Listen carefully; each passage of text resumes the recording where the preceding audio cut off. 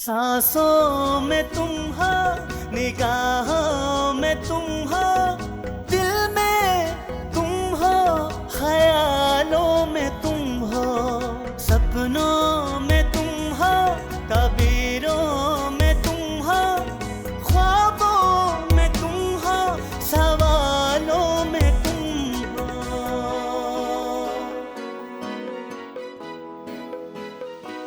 तुझसे दूर न रह पाऊंगा, मैं तेरा हूँ, मैं तेरा हूँ, मैं तेरा हूँ, मैं तेरा हूँ।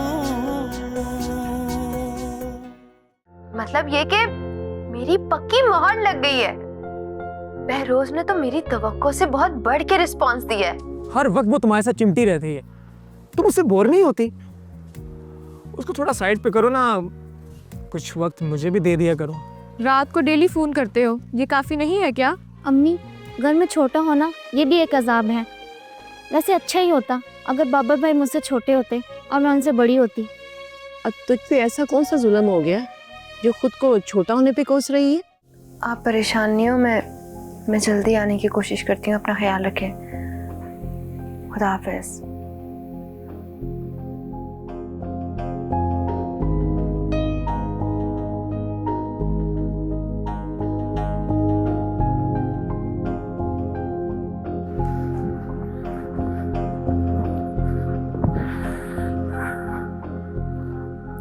क्या बात है यशमा, आज बहुत चुप चुप हो? अभी घर से ही फोन था। कल अम्मी की तबीयत बहुत ख़राब हो गई थी, उनकी शुगर काफ़ी लो हो गई थी। वो मुझे बहुत याद कर रही हैं। अम्मी मुझसे बहुत प्यार करती हैं। घर में बस अम्मी ही मुझे। तो तुम घर जा रही हो? हाँ अभी जाना तो चाहिए। मोहब्बत का बुलावा है तो जरूर लब्बैक कहना चाहिए। क्यों, क्या ख्याल है आपका? अच्छा, तो यशमा ऐसी सोच भी रखती है? आप वो बहरोज वाली बात को मत भूलिएगा। यशमा तुम फिक्र ही ना करो, मुझे सब याद है और मुझे ये भी पता है कि मैंने क्या करना है। बस मैं तुम्हें इतना कहूंगी कि तुम्हें मायूसी नहीं होगी। अब मैं बिला खौफ के यहाँ से जा सकती हूँ। मुझे यकीन हो गया है कि मेरी ये उम्मीदें महफूज हाथों में। मेरी ये अमानत आपके पास रहेगी। अब आपने अपनी ज़बान की पासदारी करनी है। तुम बेफिक्र होके जाओ। तुम अभी चाची जान को देखो, उन्हें तुम्हारी ज़रूरत है। मैं अभी तो नहीं आ सकती, लेकिन 2-3 दिन में आऊँगी। तुम तो खुद देख ही चुकी हो कि मैं यहाँ पे कितनी मसरूफ़ होती हूँ। हाँ अभी, ये बस आपका ही हौसला है जो इतना सब कुछ कर लेती हैं। मुझसे तो कुछ नहीं होता।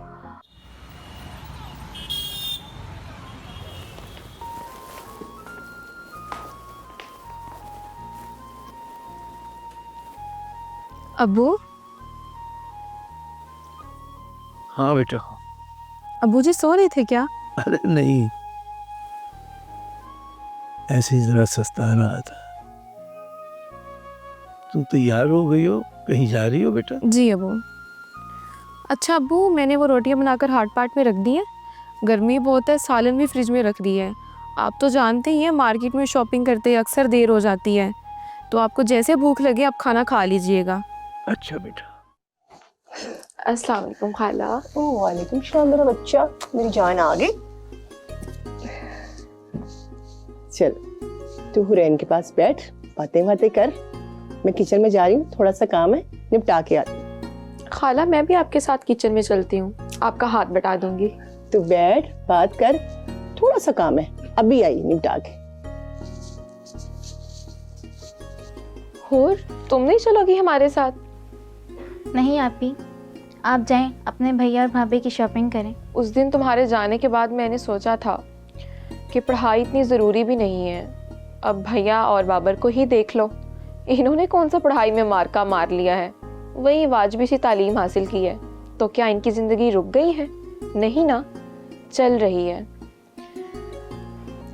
असल मसला ख्वाहिशात का उभरना और उनका पूरा ना होना है।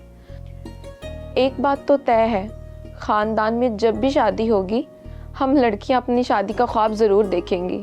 ये नेचुरल है, मेरे साथ भी होता है। इसलिए मैंने सोच लिया है कि तू इंटर मुकम्मल कर ले। लड़कियों के लिए इंटर की तालीम भी कम नहीं होती।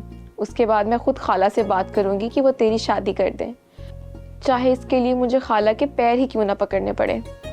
ये मेरा तुझसे वादा है, बोल ठीक है? आप ही शादी मेरी प्रॉब्लम नहीं है, आप गलत समझ रही हैं। अम्मी भी बस इतना ही समझी थी। आप लोग मुझे मेरे हाल पर क्यों नहीं छोड़ देते? मैं सरवाइव कर रही हूँ ना, तो करने देना। हूर, आखिर क्यों हमें पागल किया हुआ है? बता क्यों नहीं देती? मुझे तो बता। मैं वादा करती हूँ तेरा ये राज मेरे सीने में ही रहेगा। और वैसे भी ये कोई राज नहीं है। राज तो वो होता है जिसको खोजना पड़े। ये तो तेरे चेहरे से साफ आया है। बता, अब खामोश क्यों है? अच्छा आप मुझे एक बात का जवाब दें। अगर आपको किसी से प्यार हो जाता है तो क्या आप बाबर भाई से शादी करेंगी?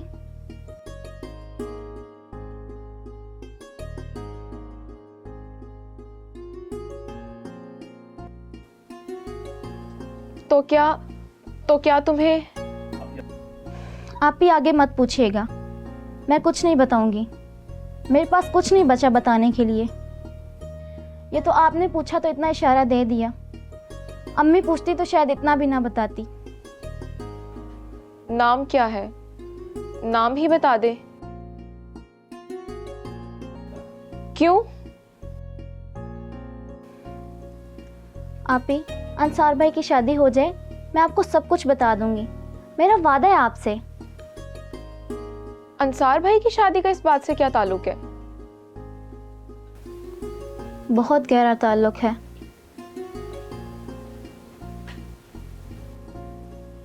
आप ही मेरा मतलब है कि सर पर शादी खड़ी है और मैं अपना पकड़ खोल कर बैठ जाऊं, ध्यान बैठ जाएगा। आप ही बताने की हिम्मत भी तो होनी चाहिए। 2 हफ्तों की तो बात है। आपकी कसम सब सच सच बता दूंगी।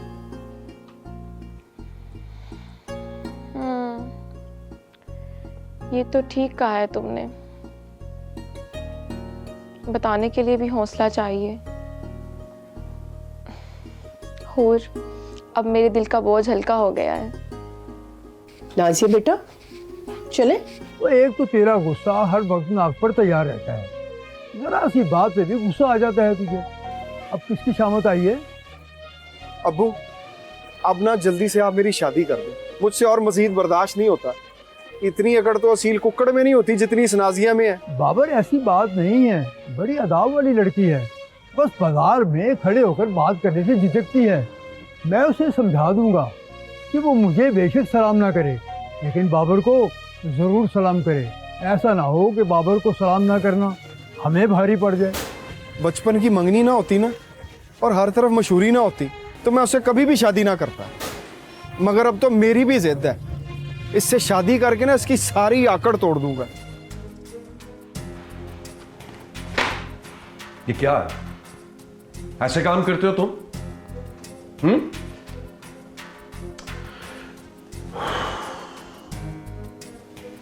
अगर माल में डिफॉल्ट था तो उसे रीचेक करने की बजाय तुमने ऐसे ही डिस्पैच कर दिया। एसएस ट्रेडर ने सारा माल वापस भिजवा दिया है।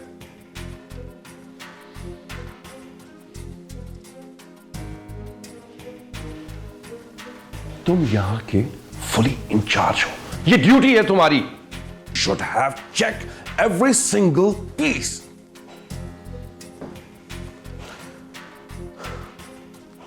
क्या ये साइन तुम्हारे?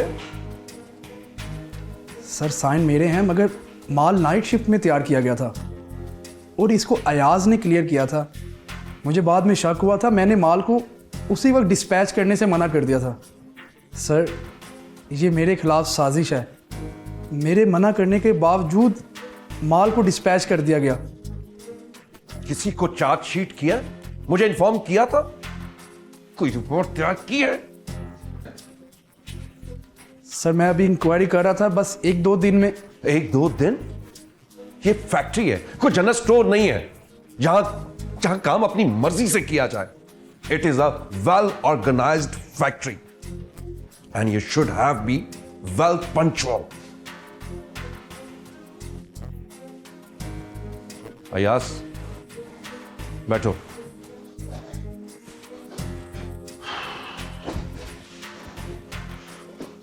अंसार, क्या तुम बट साहब के साथ भी ऐसे ही काम करते थे, या बट साहब अपने साथ तुम्हारी सारी एफिशिएंसी भी ले गए? Sir, We should be a very concerned. I need every work procedure. Sir मैं रिपोर्ट तैयार कर रहा हूँ, कल तक इंशाल्लाह आपको दे दूंगा। इसकी अब कोई जरूरत नहीं है, और वैसे भी तुम्हारी एजुकेशन सिर्फ मैट्रिक है, तुम इस पोस्ट के साथ मैच नहीं करते। इसलिए आज से अयास तमाम वर्कर्स को हेड करेगा। मैंने खुद इंक्वायरी कराने का फैसला किया और एक इंक्वायरी कमेटी से इंस्पेक्ट करेगी। अयाज उसे हेड करेगा और तुम्हें चार्जशीट किया जाएगा, तब तुम अपनी रिपोर्ट पेश कर सकते हो। Now you can go now, जाकर अपनी शिफ्ट संभालो।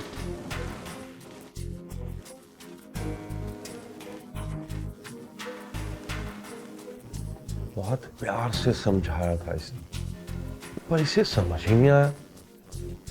जिंदगी में कुछ फैसले ऐसे भी होते हैं जो ना चाहते हुए भी लेने पड़ते हैं। सर, आपको पछतावा तो नहीं हो रहा? अयाज, मेरे पास वक्त कम है और इलेक्शन भी दूर नहीं है।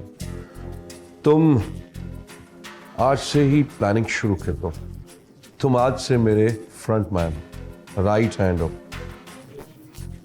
मजदूरों में मेरा इमेज कैसे बेहतर होगा ये तुम्हें सोचना है। रुपए पैसे की परवाह मत करना, जब चाहो जितने चाहो तुम्हें मिल जाएगा। अब तुम पे दोहरी जिम्मेदारी है, इलेक्शन और फैक्ट्री दोनों की। ये तुम्हारे लिए भी जैकपॉट है। शरोज साहब, मुझे मालूम ये मेरी जिंदगी का अहम मोड़ है। आपने मुझ पर भरोसा किया, इंशाल्लाह आपको मायूसी नहीं होगी। अब्बू जी, मैंने भाभी के लिए फिरोजी कलर का सूट लिया है, इन पे बहुत जचेगा कसम से। दिखाऊं क्या? अरे, ये दुल्हन के लिए फिरोजी कलर का सूट क्यों लिया है बेटा? दुल्हनें तो शादी वाले दिन आमतौर पर सुर्ख रंग का जोड़ा पहनती हैं। अब्बू, फिरोजी कलर हूर का भी फेवरेट कलर है। मुझे उम्मीद है महविश भाभी को भी बहुत पसंद आएगा। और जिस दिन हम उन्हें देखने गए थे ना, उन्होंने फिरोजी कलर का सूट ही पहना हुआ था। अच्छा अच्छा अच्छा, तो ये बात है। अच्छा, वो अंसार भाई से भी पूछ लेना था, उनकी भी राय ले लेनी थी। अब्बू जी, शादी तक तो मेरी मर्जी ही चलनी है, उसके बाद भाई ने भाभी की ही सुननी और माननी है। तब तक मैं अपनी मर्जी ही चलाऊंगी। अब्बू जी, एक बात बताऊं, जो बेटे माँ बाप के बहुत फर्माबरदार होते हैं, वो बेटे बीवी के भी इतने ही ताबेदार होते हैं। क्या फजूल बातें करते हो बेटा? मियाँ बीवी में हुस्न सलूक होना अच्छी बात है, हाँ, मगर ताबेदारी वो बीवी पर शौहर की वाजिब है। अस्सलाम वालेकुम अबू जी। वालेकुम अस्सलाम। वालेकुम सलाम। अंसार भाई, आज मैंने और खाला ने भाभी की शॉपिंग की है, आप भी देखें और बताएं कैसी शॉपिंग की है। अरे खाला साथ थी ना, तो इसका मतलब सब अच्छा ही खरीदा होगा। अंसार भाई, आप जल्दी से फ्रेश हो जाओ, इतनी देर में मैं रोटियां पका लेती हूँ। आज तो सालन भी नहीं बनाया। मैं ऐसा करती हूँ, अंडे का ऑमलेट बना लेती हूँ। सुनो, कुछ पकाने की ज़रूरत नहीं है। मैं जीरे की दुकान से कबाब और टिक्के ले आया था, साथ में नान भी लेकर आया था, फ्रिज में रखे हैं, वही खा लेंगे।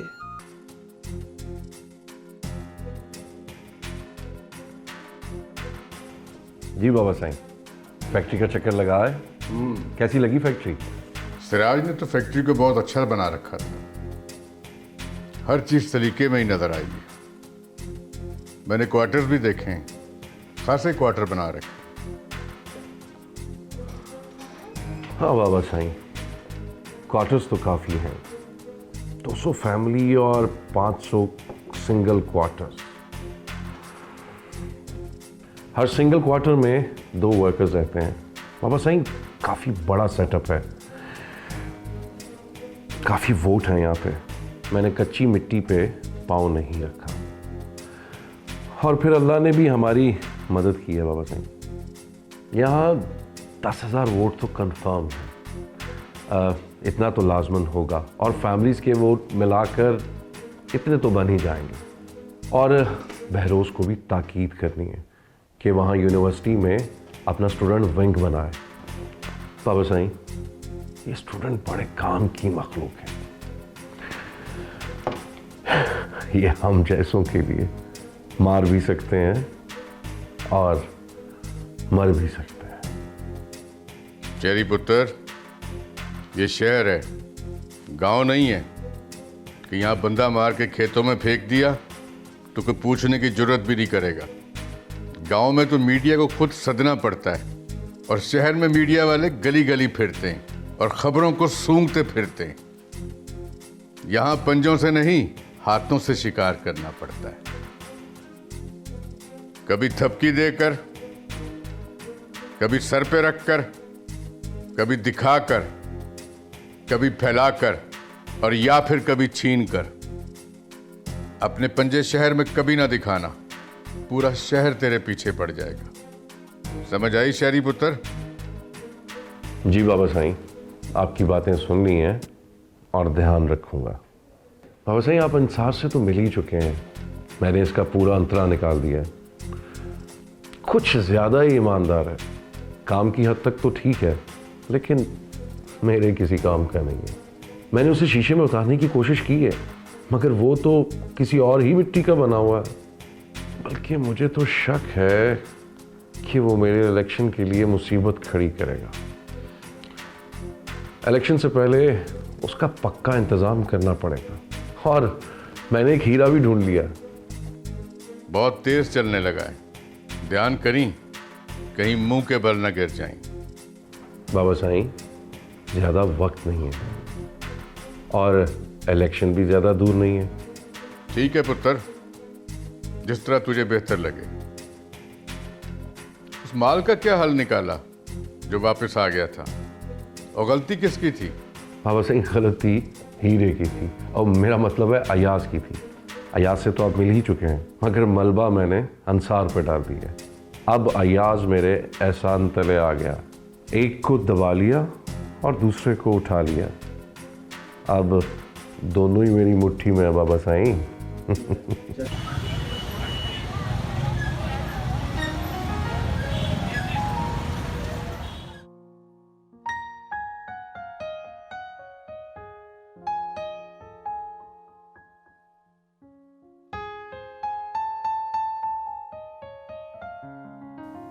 कहाँ जा रही हो इतनी जल्दी? बैठो कि नहीं? तुम पढ़ाई में मगन थे इसलिए मैं जा रही थी। पढ़ाई कौन कमबख्त कर रहा है? बस ये काम तुम्हारे पास रह गया है, यही सोचते रहते हो हर वक्त। मैं तुम्हें बता रही हूँ तुम्हारे पास ज़्यादा वक्त नहीं है। खाला ने कहा हुआ है कि एग्ज़ाम के फ़ौरन बाद। तुम समझ रहे हो ना कि मैं क्या कह रही हूँ? अगर फेल हो गए तो मुझे इंतज़ार करने का ना कहना, ऐसा कुछ नहीं होगा। अब टिकटिकी बांध के क्या देख रहे हो, जवाब दो। मैं देख रहा हूँ कि मुझसे कहीं ज़्यादा तुम्हें शादी की जल्दी है। I like it. ओह, तुम कभी सीरियस नहीं हो सकते?